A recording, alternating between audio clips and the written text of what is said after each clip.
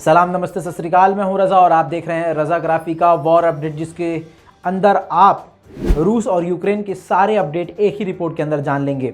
इस रिपोर्ट की पहली खबर यह है कि इंटरनेशनल क्रिमिनल कोर्ट ने इतिहास में पहली बार अपनी सबसे बड़ी टीम यूक्रेन भेज दी है। रूस के खिलाफ उठाया जाने वाला ये सबसे बड़ा कदम बताया जा रहा है। जानकारी के लिए बता दूं कि इससे पहले कभी भी इंटरनेशनल क्रिमिनल कोर्ट ने किसी भी देश के खिलाफ इतनी बड़ी टीम नहीं भेजी है। यूक्रेन का प्रोपेगेंडा और ज़ेलेंस्की की एक्टिंग रंग लेके आई है।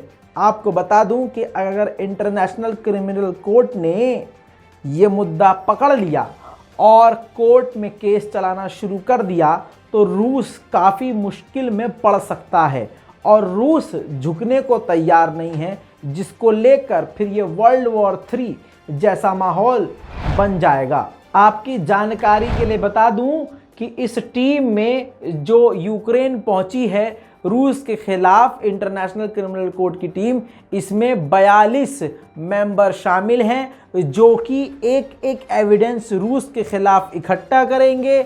जो भी सबूत मिलेंगे, फोटोग्राफी होगी, वीडियोग्राफी होगी, सारे सबूत इकट्ठा करके उसकी जांच की जाएगी। ये रूस के लिए खतरे की घंटी है।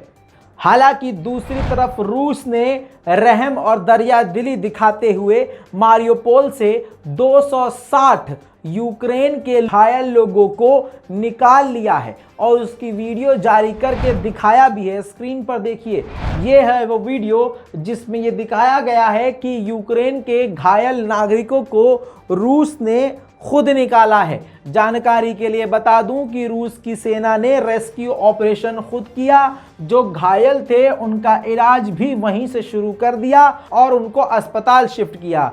जो लोग सही सलामत थे उनको रूस ले जाया गया या उनके मनमर्जी के मुताबिक जहां वो जाना चाहते थे उनको वहां ड्रॉप किया।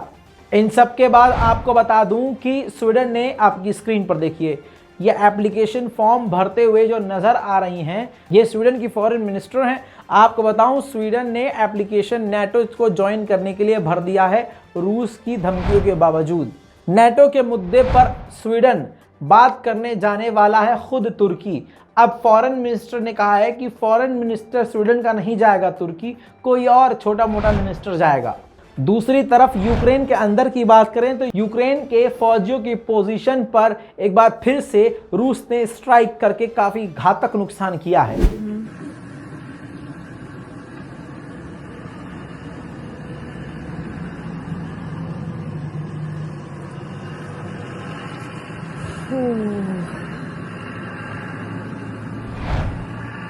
दोस्तों, जो बात मैंने कही थी अब जाके वो रूस ने कही है। रूस से तेज चलने वाले मीडिया को रज़ाग्राफी कहा जाता है।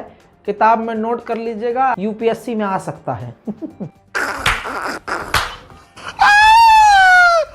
चलिए, हंस तो लिए हैं लेकिन बात कहीं ना कहीं हकीकत है। स्क्रीन पर देखिए, रूस ने अब यह बयान दिया है कि यूक्रेन को कंट्रोल करने वाले यूके और अमेरिका हैं। एक संस्था है, एक ग्रुप है, बैलिस्टिक सी स्टेट्स। जी हाँ, इसके अंदर कई देश हैं, जैसे नेटो है, ओआईसी है, अलग अलग जो ग्रुप बने हुए हैं कई देशों के मिले हुए।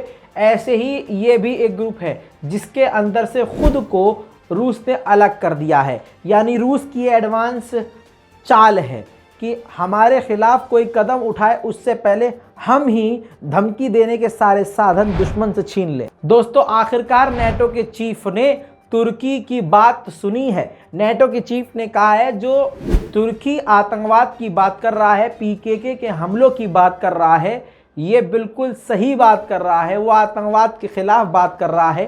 सभी को, यानी नेटो के देशों को तुर्की की बात सुननी और समझनी चाहिए।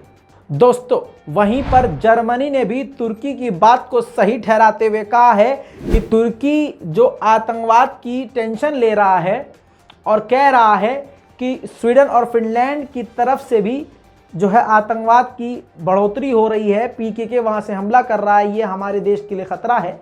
ये काफ़ी चिंताजनक है और ये बात सुननी और समझनी चाहिए, क्योंकि तुर्की सही कह रहा है। ये कोई आम नागरिक का बयान नहीं सुना रहा हूं, ये खुद जनवरी की डिफेंस मिनिस्टर इस बात को कह चुकी हैं।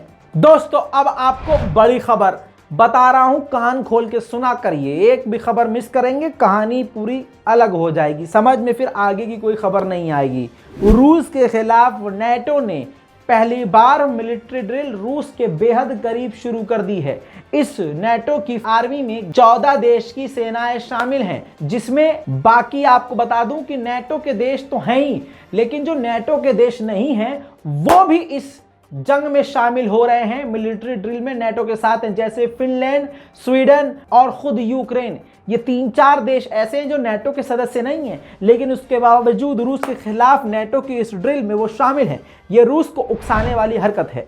दोस्तों एक बड़ी जानकारी भारत और यूक्रेन को लेकर आपको बता दूं, भारत कीव के अंदर यूक्रेन के अंदर अपनी एम्बेसी दोबारा से खोल चुका है और कामकाज वैसे ही शुरू कर चुका है।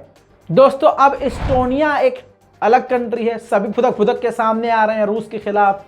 अब वहां के प्राइम मिनिस्टर ने कहा है कि रूस के पास पूरी दुनिया से फोन जा रहे हैं, भाई साहब जंग रोक दो, सर जी जंग रोक दो, सीज फायर का ऐलान कर दो, भैया जंग रोक दो। तो ऐसा करने की वजह से पुतिन को नहीं लग रहा है कि हमने उनको अलग फेंक दिया है। उनको ये एहसास होना चाहिए कि दुनिया ने रूस को किनारे रख दिया है और इसके लिए दुनिया को उनको छोड़ देना चाहिए, फ़ोन कॉल मैसेज करना बंद कर देना चाहिए। फिलिस्तीन के लोग अगर पत्थर उठा लें इजराइल के खिलाफ तो आतंकवादी घोषित कर दिए जाते हैं संघियों और आतंकियों के द्वारा। जी हाँ, खुद आज आतंकी मुसलमानों को आतंकी कह रहे हैं, भारत में आप देख ही रहे हैं। जब सरकार गुंडागर्दी की होती है तो हर जगह शिवलिंग और मंदिर नजर आने लगता है। मंदिर मस्जिद में उलझाकर मुसलमानों का कत्लेआम ऑलरेडी शुरू हो चुका है। अब आपको बता दूं कि फिलिस्तीन के नौजवान जब पत्थर उठाते हैं तो उनको आतंकवादी घोषित कर दिया जाता है। कश्मीर के मुसलमान जब नमाज पढ़ने जाते हैं मस्जिद और उनको रोका जाता है और जब वो अल्लाह अकबर के नारे लगाते हैं तो अल्लाह अकबर के नारे लगाने पर ही उनको आतंकवादी घोषित कर दिया जाता है। शोपियान एनकाउंटर से लेकर दर्जनों फर्जी एनकाउंटर हो चुके हैं और खुद हिंदू पार्टी हिंदुओं को नहीं बचा पा रही है। कश्मीर में एक हिंदू, जी हाँ, हिंदू कश्मीरी को मार दिया गया, कश्मीरी पंडित को मार दिया गया और हिंदू सारे कश्मीरी पंडित सड़क पर उतर के सरकार को नंगा कर रहे हैं, सारी पोल खोल रहे हैं। लेकिन खैर दोस्तों आप क्या जाने, आप तो बस मज़ा लीजिए, आपको क्या फ़र्क पड़ता है कहाँ क्या हो रहा है। खैर दोस्तों आपको बता दूं कि मुसलमान का बच्चा अगर अपने घर बचाने के लिए पत्थर उठाए तो आतंकवादी है। यूक्रेन के बच्चों को ऑफिशियली तौर से हथियारों की जानकारी दी जा रही है, ग्रेनेड और बम। आपकी स्क्रीन पर देखिए ग्रेनेड कैसे मारते हैं, कैसे बंदूक चलाते हैं, ग्रेनेड की पिन कैसे निकालते हैं, कैसे फेंकते हैं, कौन से बम में कितनी क्षमता होती है, कौन सा बम फिट करने वाला और कौन सा फेंकने वाला होता है, ये सब कुछ ऑफिशियल तौर से जानकारी दी जा रही है, बच्चों को समझाया जा रहा है और ये आतंकवादी नहीं कहलाए जाएंगे। वहीं पर जापान ने 100 मिलियन का लोन दे दिया है यूक्रेन को। जी हाँ, पूरी दुनिया में अगर सबसे ज़्यादा हथियार कहीं इस्तेमाल हो रहे हैं और चंदा अगर सबसे ज़्यादा कहीं जा रहा हो तो वो अब यूक्रेन है। इन सभी के बावजूद, रूस पर प्रेशर बनने के बावजूद, रूस के अंदर खुद कई जगह आग लगने के बावजूद, इवानकिन यूक्रेन का एक जगह जिसको रूस ने दनादन बमबारी करके तबाह कर दिया। आपकी स्क्रीन पर ड्रोन फुटेज, इस इलाके पर रूस ने अपनी ज़ेरकॉन मिसाइल के अलावा दर्जनों मिसाइल मारी हैं, दर्जनों तोप बरसाए हैं और हेलीकॉप्टर से भी हमला किया है। हालांकि आपको बता दूं कि कई इलाकों पर रूस का कब्जा हो चुका है, लेकिन इन सब के बावजूद रूस पर कहीं ना कहीं यूक्रेन भी भारी पड़ रहा है। अब इन सब के बाद आपको रूस के विदेश मंत्री का बयान सुनाते हैं। रूस के विदेश मंत्री ने अब यू टर्न ले लिया है। आपको बताऊं, स्वीडन और फिनलैंड के नेटो में शामिल होने पर रूस 3 दिन से धमकी दे रहा था। अब नरमी दिखाते हुए रूस के विदेश मंत्री सर्गेई लावरोव ने कहा है कि कोई फर्क नहीं पड़ता अगर ये नेटो में शामिल हो या ना हो, कोई फर्क नहीं पड़ता। अब सवाल ये है कि भाई साहब अगर फर्क नहीं पड़ता था तो 3 दिन पहले से इतना उछल के तुम गरिया क्यों रहे थे स्वीडन को, फिर आप इतनी बकैतियां मार क्यों रहे थे? बकबक करने की आदत है क्या भाई साहब? चलिए आगे बढ़ते हैं, हर कोई यहाँ बड़ा बोला ही है। अब तुर्की में यूक्रेन के लाखों लोग जाकर रुके हुए हैं, उनको पनाह दी हुई है। अब उन सभी लोगों ने इकट्ठा होके रजब तैयब एर्दोगान के आगे हाथ जोड़ दिए हैं और उन्होंने कहा है किसी भी तरह से आप हमारे मर्दों को उस जंग से बाहर निकालिए। ये वो लोग, वो महिलाएं हैं जो तुर्की से रिक्वेस्ट कर रहे हैं, जिनके घर वाले या तो मिलिट्री में हैं या अपने देश की रक्षा के लिए हथियार उठा चुके हैं। अब वो तुर्की से उनके परिवार वाले मदद मांग रहे हैं कि कृपया करके उनको निकाल कर वहाँ से हमारे पास सही सलामत ले आइए। दोस्तों, इसी के साथ आपको बता दूं, रूस ने एक वीडियो जारी करके दिखाया है नेटो के हथियार, यानी नेटो की तरफ से एक ड्रोन जो यूक्रेन को दिया गया था उसको टारगेट करके तबाह कर दिया है। जी हां, रूस की यह बड़ी कामयाबी है। रूस इसको एंजॉय कर रहा है और खुद वीडियो जारी करके नेटो और यूक्रेन और अमेरिका को जलील कर रहा है।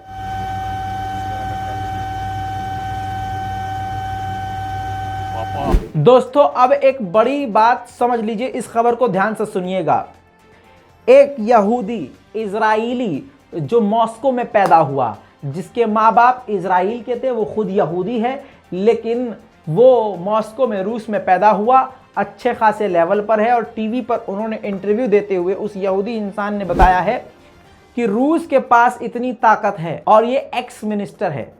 एरा गैरा नहीं है कि सिर्फ यहूदी है इसने बयान दे देते रहो तो नहीं, मेन बात है ये एक्स मिनिस्टर हैं और इन्होंने बयान ये दिया है कि ब्रिटेन के ऊपर रूस ने अगर हमला कर दिया तो ब्रिटेन पत्थर युग में चला जाएगा। रूस के पास इतनी पावर है कि अगर एक हमला कर दिया तो ब्रिटेन तबाह खत्म हो जाएगा।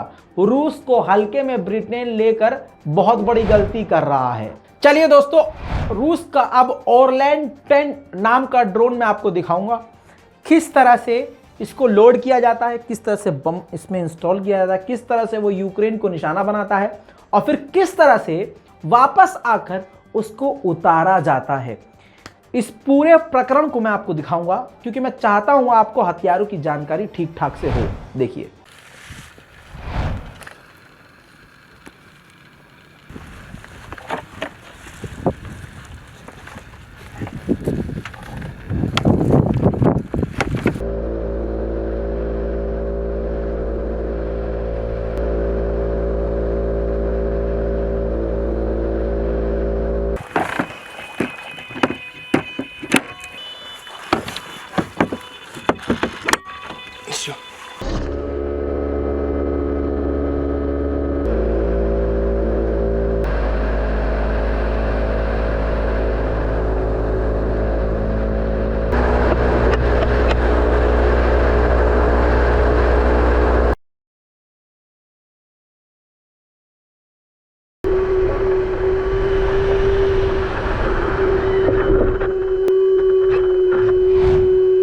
देख लिया।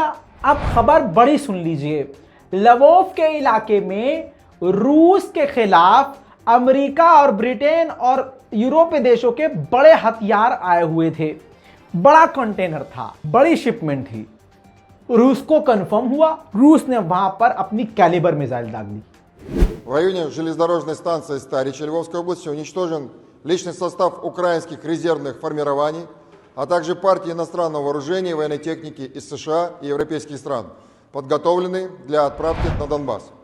इस कैलिबर मिसाइल के हमले के बाद जो हथियार यूक्रेन को पहुंचे थे वो सब तबाह हो गए। दोस्तों, इसके अलावा रूस ने Tor M2 anti aircraft system भी तैनात कर दिए हैं, क्योंकि रूस एयरक्राफ्ट यानी फाइटर जेट का भी इस्तेमाल कर रहा है, ड्रोन का भी इस्तेमाल कर रहा है। देखिए किस तरह से यूक्रेन के ड्रोन और फाइटर जेट को निशाना बना रहा है रूस का ये एंटी एयरक्राफ्ट सिस्टम।